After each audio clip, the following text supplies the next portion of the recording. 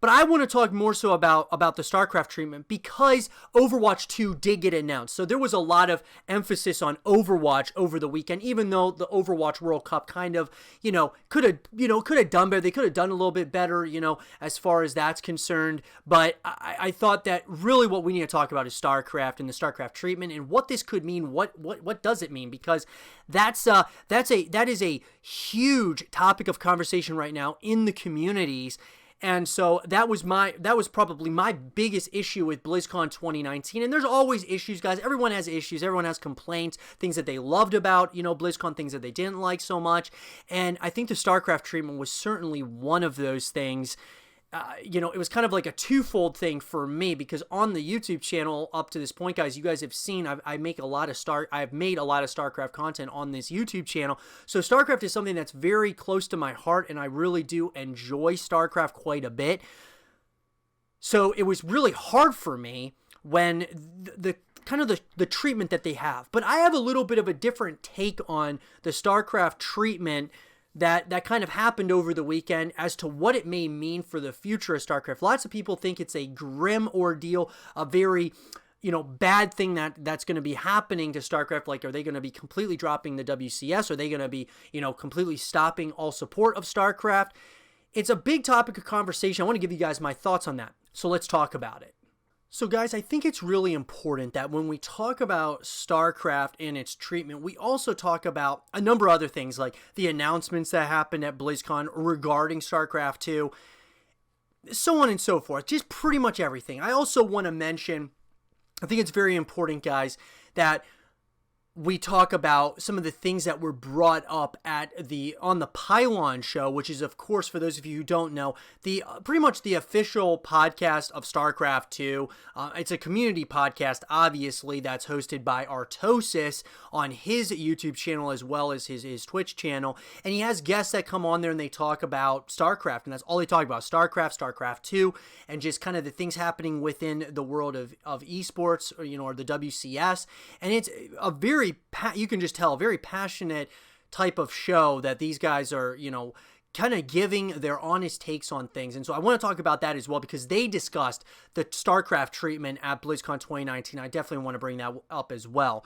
So to start here, guys, something that I've been preaching on the YouTube channel for a while now is a StarCraft 3. And I will continue to be trying to push a StarCraft 3, a StarCraft 3 RTS game to come out, not a StarCraft 3 FPS shooter. I mean, obviously, guys, an FPS game for StarCraft would be cool, but obviously I think it needs to be completely separate from the RTS games that come out. So, like a StarCraft Ghost or, whatever it might be called, it can be its own thing. I would love to see that as well. But really, I believe that a StarCraft 3 needs to happen for a number of reasons, guys. The biggest ones, and a lot of people don't like to talk about it, but the match-fixing scandal that happened early on in StarCraft 2, obviously, guys, that put a real sour taste in a lot of people's mouths, whether that be actual esports organizations pulling out of, StarCraft, as well as advertisers, so on and so forth. Just a lot of issues that arose from the match-fixing scandal. And so I think that, a StarCraft 3, not just the match-fixing scandal, but other issues that StarCraft 2 has had in the past, I believe that even though that StarCraft 2 is moving, it's trending in a decent, direction. I do think, like what Artosis said on the Pylon show, that there needs to be more of a vision for the future of StarCraft. And I agree 100% with that. I believe that there does need to be some sort of, vision for the future of this game and this franchise that a lot of us absolutely love. And so that being said, guys, it really comes down to a StarCraft 3, I believe, needs to be announced, as far as an RTS goes, to continue it because Blizzard and Activision, they own the RTS genre at this point. So why not continue making, StarCraft games? I just don't see, it's like, why not? I know it doesn't bring in the most money, but, I believe that it could. If you just, make another one, maybe, doing, different monetization, tactics and such, which they already do in their other games. It's like, why can't they do that for StarCraft? And I mean, obviously, none of us really like microtransactions that much. Obviously, we like the ones that maybe are helping the WCS, circuit, or, whether that be like the war chest or something else. But, microtransactions are not something that have been like a really big ordeal in StarCraft up to this point. And so that's probably part of the reason why it doesn't make it quite as much money. But I can tell you that there is definitely a solid fan base in StarCraft. I mean, there is just absolutely no doubt about it. There is a lot of players in StarCraft, a lot more than you might think, especially with the game going free to play. I think that's also has helped out StarCraft significantly. But I just believe, guys, that StarCraft 3 would build so much hype. And I was really hoping that StarCraft 3 was going to be announced at BlizzCon of 2019. And unfortunately, it wasn't. It wasn't in their, as a plan. It wasn't, something that they had, definitely, they may not be working on. They may be working on a StarCraft 3, but at the same time, they were planning on Overwatch 2, Diablo 4, and World of Warcraft Shadowlands to announce this year. Now, maybe next year we might get a StarCraft 3. Who knows? That'll lead me to kind of one of the reasons why I believe the StarCraft treatment wasn't necessarily that good. It very well might be, guys, that they actually are planning on, the future of StarCraft, but they just don't have much to show right now. They didn't want people's focus to go away from Diablo and Overwatch and World of Warcraft Shadowlands to, like a StarCraft 3. Maybe StarCraft 3 is something that they're going to show us next year at BlizzCon, because there might not be very much else to announce there. So I think that next BlizzCon, there's a very good chance that StarCraft will own next BlizzCon, will own BlizzCon 2020.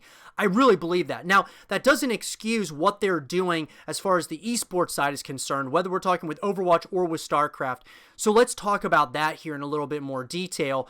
Guys, they really, Blizzard and Activision, when they put together the recap video, as I alluded to earlier, they never showed, any real snippets of the WCS, the tournament that was, the championship of StarCraft 2. And the same can be said for really Overwatch. They didn't really show much, very many clips. It doesn't take that much to really put those clips in and just, show everyone, hey, this is like what happened this weekend. A very strange, I don't know why they decided not to do it in that way, because I thought that some of the games were very good in the WCS games. Now, I know on the Pylon show, you had Artosis, Maynard, and Nathanius. They all were talking about, the games, and they didn't think that they were some of them weren't that great. There were other games were good, like Classic versus Rogue was really great, and I agree with that 100%. I think that, there's something about there being an entire weekend of championships. It's not, of games, I should say, instead of there only being one day. And I think that there's something about that it just ends up, it really ends up being a long day of StarCraft. These players are kind of getting tired. The casters, the same thing. It was so late here that I wasn't even able to finish the entire, all of the games between Dark and Raynor, because it was just so long. It was really late on my side of where I am. I'm on the eastern, part of the United States, and it was getting really late when those games were being played. It's unfortunate, I think, that it was cut down so much. All you really saw, though, was the absolute and utter dominance of Dark. And guys, this is going to be another conversation for another day, but man, we may have to pump the brakes on Cyril a little bit, and here's why. I do think, guys, that Cyril is, he's trying to become the greatest all time, right? And I've always said that Life is the guy to beat. He's the guy that you got to catch. Well, here's the thing. While this has all been going on, Cyril's been, gaining on Life. And I had said that Cyril would be known as the greatest of all time if he won BlizzCon 2019. He did not.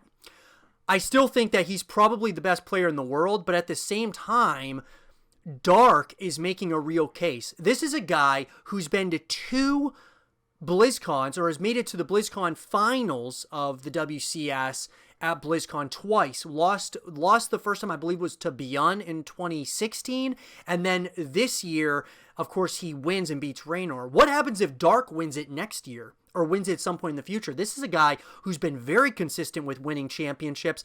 He is definitely, at this point, in the conversation for greatest of all time. There is no debate about it, in my opinion. You have got now a 3-way kind of 3 players that very well could become the greatest of all time. You've got Life, who I believe that his legacy is completely tarnished because of the match fixing scandal that happened. So that is something that you have to take into consideration as far as when, we're talking about the greatest.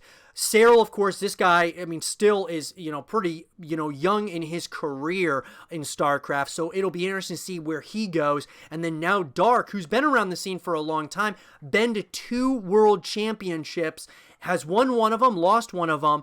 It's going to be very interesting to see can someone win 2 BlizzCons, because that's the World Championship. That is the Super Bowl. That is the NBA Finals, or the Stanley Cup, the World Series of StarCraft. So that's the biggest stage. And if you win those, man, those are something that you'll be remembered forever with, right? So I think that Dark now has definitely put himself in that conversation as one of the greatest, because he's been to 2 world championships in BlizzCon. And so I definitely want to have, I would love to have a conversation with you guys about all that.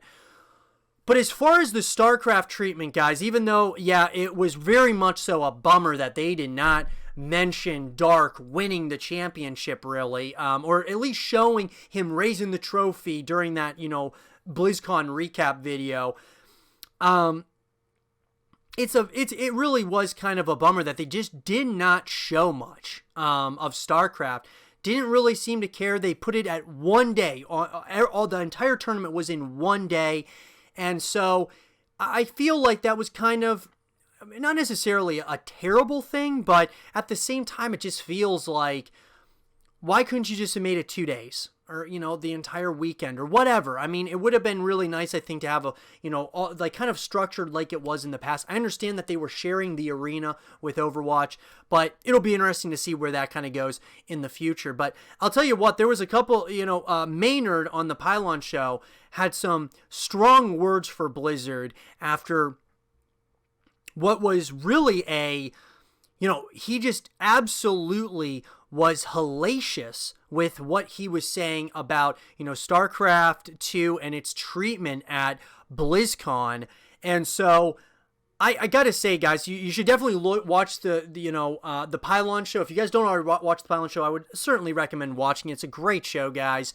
But Maynard really brought up some very good points, and he really should be, and I'm just going to say this, Maynard should be the face of StarCraft, period. The face of StarCraft, StarCraft 2, if you want to just call it StarCraft 2, just make it StarCraft 2 at least. But this is a guy who is so passionate about StarCraft. His passion is infectious. It really is. And I think he loves StarCraft. He is convinced that it is the greatest game on Earth, and he just wants to see the continued success of it. And I would love to have Maynard on the 8 Below show, kind of giving some more of his thoughts about not just the StarCraft treatment and situation, but I want us to start talking more about StarCraft 3. Because I want a StarCraft 3 real-time strategy game echoed into existence. I think it's people like Maynard and people in the community. It's based on us to do our part in making that happen, seeing the continuation of StarCraft. Because, look, people would be concerned with the StarCraft 3. They'd be like, oh, it's not going to be as good as StarCraft 1. It's probably not going to be as good as StarCraft 2. What's it going to look like? Everyone would be very concerned. And I think that's a problem with the StarCraft community. They're very complacent with where we're at right now instead of trying to be the voice of change and making things happen in the community. Not so much just based around StarCraft 2. Basically, everything with StarCraft 2 has already been done. I mean, unless you wanted to go the path of like League of Legends, where they're not going to make a League of Legends 2. Maybe StarCraft 2 is kind of like they're thinking maybe it's going to be like League, where it's just going to be a much smaller IP and they're just going to kind of support it over the years and give minimal investment to it. I just believe a StarCraft 3 would not only mean a guaranteed, pretty much a guaranteed continuation of the story, the lore of StarCraft, but also the continuation maybe 5 to 10 years in the future of StarCraft WCS and tournaments and such. It just makes so much sense to me, at least, but obviously I'm one person in the community, and I would love to get other people's opinions on that.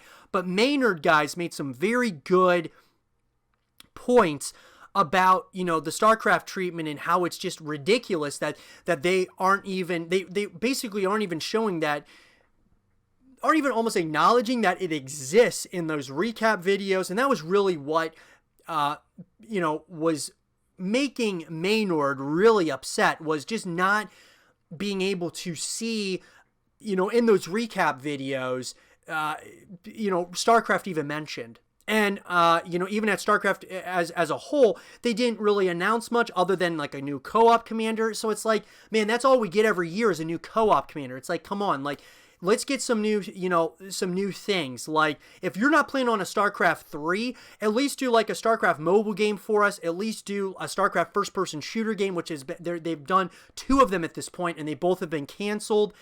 Do something. And I would love to see the continuation of the real-time strategy genre within StarCraft, as well as maybe a first-person shooter StarCraft game. That would be absolutely awesome to me. But I would love to hear from you guys, and I want to personally invite Maynard, or really anyone, from the StarCraft community that has a real opinion about this, about StarCraft 3 and the continuation of the StarCraft franchise. I would love to invite those of you onto the show to get some of your guys' opinion on it.